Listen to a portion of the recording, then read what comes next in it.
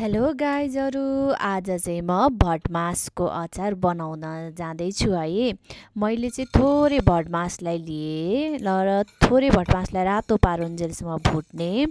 अनि त्यसै गरी मैले 2टा जति टमाटर लिएँ। टमाटरले मैले पोल्दैछु।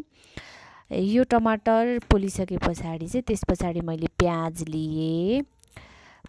प्याजलाई चाहिँ राम्रोसँग एकदमै सक्दो हामीले चाहिँ एकदम मसिनो गरेर चप गर्ने। यसलाई पनि अझै मसिनो जति सक्दो मसिनो चप गर्नुहुन्छ त्यति नै अझै अचारसँग खानलाई राम्रो हुन्छ। अनि त्यसै गरी मैले 3 पोटी जति लसुनलाई लिएको छु। अनि यो लसुनको पोटी चाहिँ अझै लोकल लिँदाखेरि चाहिँ एकदम स्वादिष्ट आउँछ है। यो लसुनलाई पनि मैले मसिनो गरेर काटिसकेँ। अनि त्यसै गरी मैले 2टा जति हरियो खुर्सानीलाई राखेको छु।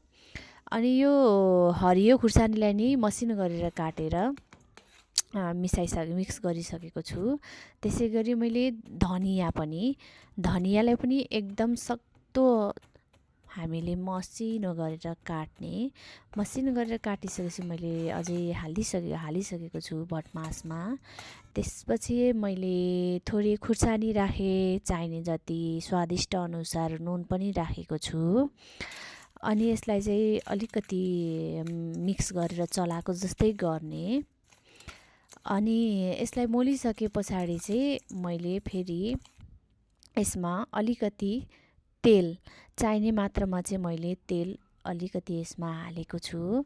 यो तेल हाले पछाडि अनि अघि पोलेको 2टा टमाटरलाई मैले एकदम सिलौटोमा राखेर पिसिरहेको छु।